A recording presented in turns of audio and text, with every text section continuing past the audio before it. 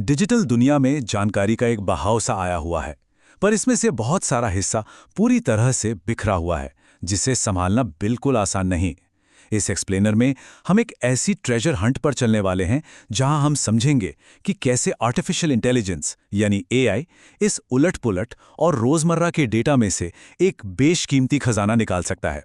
ये जानना सच में दिलचस्प है कि कैसे ये टेक्नोलॉजी उन मुश्किल स्ट्रक्चर्स को खोलती है जिन्हें अक्सर बेकार समझकर छोड़ दिया जाता है। कभी ध्यान दिया है कि उन लाखों फाइल्स, सिस्टम लॉग्स और वीडियोस का आखिर क्या होता है जिन्हें बड़ी बड़ी कंपनीज सेव तो कर लेती हैं पर फिर मुड़कर कभी नहीं देखती? सोचिए किसी आम कंप्यूटर की हार्ड ड्राइव के बारे में। वहां कितनी ऐसी अनगिनत तस्वीरें, वीडियोस और पुराने डॉक्यूमेंट्स पड़े होते हैं जिनका नाम भी ठीक से याद नहीं होता। महीनों बल्कि सालों तक उन्हें खोला भी नहीं जाता। बस ये पता होता है कि हाँ, वो वहां कहीं है। आज के समय में बड़ी संस्थाओं का भी बिल्कुल यही हाल है। तो चलिए इस कहानी की शुरुआत बिल्कुल बेसिक से करते हैं, डेटा की नींव। आइए देखते हैं कि ये पूरा डिजिटल इकोसिस्टम काम कैसे करता है। डेटा असल में वो जानकारी है जो डिजिटल सिस्टम्स में जमा की जाती है और डिसीजंस लेने के काम आती है। जब भी ऑनलाइन शॉपिंग होती है या स्मार्टफोन यूज होता है या किसी वेबसाइट पर क्लिक होता है, हर एक एक्टिविटी नया डेटा पैदा करती है। ये लगातार बनती हुई इंफॉर्मेशन ही बिजनेसेस को सही फैसले लेने में मदद करती है। और सच कहें तो यही वो फ्यूल है जिसके बिना किसी भी एआई सिस्टम का कोई वजूद ही नहीं है। लेकिन दिलचस्प बात यह है कि सारा डेटा एक जैसा नहीं होता। असल में इसके 3 मुख्य फॉर्मेट होते हैं: स्ट्रक्चर्ड डेटा, अनस्ट्रक्चर्ड डेटा और सेमी स्ट्रक्चर्ड डेटा। ये इस बात का सबूत है कि डिजिटल दुनिया में कितनी अलग-अलग तरह की जानकारी मौजूद है। एआई टूल्स के आगे सबसे बड़ी चुनौती यही होती है कि उन्हें इन सभी अलग-अलग स्ट्रक्चर्स को एक साथ संभालना आना चाहिए, चाहे वो एक परफेक्ट टेबल हो या फिर कोई लंबा सा बिखरा हुआ टेक्स्ट। यहां पर एक और बहुत जरूरी कॉन्सेप्ट आता है, मेटा डेटा, यानी डेटा के बारे में डेटा। ये असल जानकारी को एक कॉन्टेक्स्ट, एक संदर्भ देता है। उदाहरण के लिए मान लीजिए किसी यूजर इंटरव्यू की एक रिकॉर्डिंग है। अब वो इंटरव्यू किस तारीख को हुआ, यूजर का ईमेल एड्रेस क्या है या मेन पॉइंट्स बताने वाले टैग्स क्या हैं, ये सब मेटा डेटा है।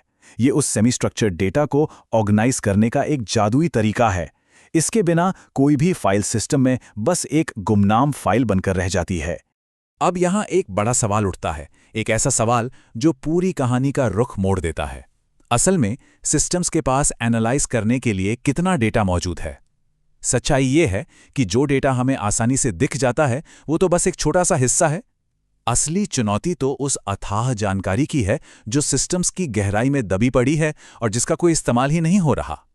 इस दबी हुई अनदेखी जानकारी को ही हिडन डेटा कहा जाता है। ध्यान रखने वाली बात यह है कि यह स्ट्रक्चर्ड या अनस्ट्रक्चर्ड डेटा जैसा कोई अलग टाइप नहीं है, बल्कि ये वो इन्फॉर्मेशन है जो सिस्टम में पहले से मौजूद तो है, पर ट्रेडिशनल टूल्स के लिए इसे समझना और प्रोसेस करना इतना मुश्किल है कि इसका कभी एक्टिव यूज ही नहीं हो पाता। एक तरह से ये डिजिटल कबाड़ का वो ढेर है जिसके ठीक नीचे एक बहुत बड़ा खजाना दफन है। चलिए इसके कुछ आम उदाहरण देखते हैं, जैसे लंबे टेक्स्ट वाले जवाबात, कस्टमर कॉल्स की voice recordings, chat transcripts, marketing videos या फिर ढेरों स्कैन डॉक्यूमेंट्स।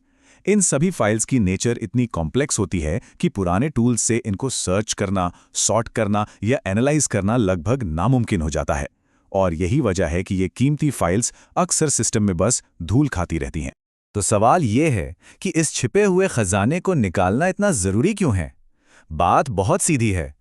अगर ध्यान सिर्फ उस डेटा पर दिया जाए जिसे एनालाइज करना आसान है, तो एक बहुत बड़ा हिस्सा छूट जाता है। इस हिडन डेटा से हम कस्टमर्स के बिहेवियर को कई गुना बेहतर तरीके से समझ सकते हैं। किसी छोटी प्रॉब्लम को बड़ा रूप लेने से पहले ही पकड़ा जा सकता है। ऐसे पैटर्न्स निकलकर सामने आते हैं जो डायरेक्ट बेटर डिसीजंस लेने में मदद करते हैं और आखिर में यही चीज प्रोडक्ट्स और सर्विसेज को कंप्लीटली ट्रांसफॉर्म कर सकती है। लेकिन यहाँ एक प्रॉब्लम है। इस बिखरे हुए डेटा के सामने ट्रेडिशनल सिस्टम्स पूरी तरह फेल हो जाते हैं। हिडन डेटा की कॉम्प्लेक्सिटी इतनी ज्यादा होती है कि स्टैंडर्ड एनालिटिकल टूल्स उसके आगे बिल्कुल घुटने टेक देते हैं। इन्हें और करीब से समझें तो इन पुराने सिस्टम्स को डिटर्मिनिस्टिक सिस्टम्स कहते हैं। सोचिए एक सोडा मशीन के बारे में। अगर कोला का बटन दबेगा तो हर बार कोला ही बाहर आएगा। ये स्ट्रिक्ट प्री प्रोग्राम्ड रूल्स पर चलते हैं। इनका रूल सिंपल है, जैसा इनपुट वैसा एग्जैक्ट आउटपुट। पर प्रॉब्लम तब आती है जब डेटा में कोई टाइपिंग मिस्टेक हो या फॉर्मेटिंग में कोई अचानक बदलाव आ जाए। ऐसे किसी भी अनएक्सपेक्टेड चेंज के आगे ये डिटर्मिनिस्टिक सिस्टम्स ढेर हो जाते हैं, क्योंकि इन्हें काम करने के लिए एकदम क्लीन डेटा चाहिए होता है। और यहीं पर आता है एक बहुत बड़ा paradigm shift, deterministic versus probabilistic systems. एक तरफ वो ट्रेडिशनल सिस्टम है जो सख्त नियमों में बंधे हैं और सिर्फ एग्जैक्ट लिटरल मैच ढूंढते हैं। दूसरी तरफ आते हैं प्रोबेबिलिस्टिक सिस्टम्स। ये सिस्टम्स किसी भी अनचाहे बदलाव को आसानी से हैंडल कर लेते हैं। ये कॉम्प्लेक्सिटी से घबराते नहीं और अनस्ट्रक्चर्ड फॉर्मेट्स को भी समझ लेते हैं जहां पुराने सिस्टम्स हार मान लेते हैं। ये सिर्फ एग्जैक्ट वर्ड्स नहीं ढूंढते, बल्कि पूरे कॉन्टेक्स्ट को समझते हैं। इस पूरी उलझन को सुलझाने के लिए आर्टिफिशियल इंटेलिजेंस एक मास्टर की तरह सामने आता है। प्रोबेबिलिस्टिक एआई सॉल्यूशंस को स्पेशली इसी बिखरे हुए कॉम्प्लेक्स डेटा को नेविगेट करने के लिए डिजाइन किया गया है। इस कॉम्प्लेक्स डेटा को यूजफुल बनाने के लिए एआई मुख्य रूप से 3 ताकतों का इस्तेमाल करता है। पहला, ये उन पैटर्न्स का पता लगाता है जो आमतौर पर इंसानी आंखों से छूट जाते हैं। दूसरा, ये एक ही वक्त में डेटा की एक बहुत बड़ी मात्रा को एनालाइज कर सकता है। और तीसरा, सबसे जरूरी, ये नए डेटा के साथ लगातार सीखता रहता है। ये तीनों खूबियां जब एक साथ मिलती हैं तो उस दबे हुए, बेकार सोचे गए डेटा को एकदम क्लियर और एक्शनेबल इनसाइट्स में बदल देती हैं।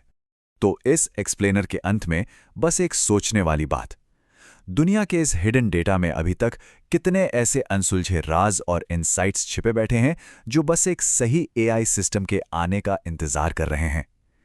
हमारे चारों तरफ मौजूद इस रोजमर्रा की जानकारी में अनगिनत संभावनाएं हैं और इस खजाने की चाबी अब आखिरकार हमारे पास है। इस सफर में साथ रहने के लिए शुक्रिया।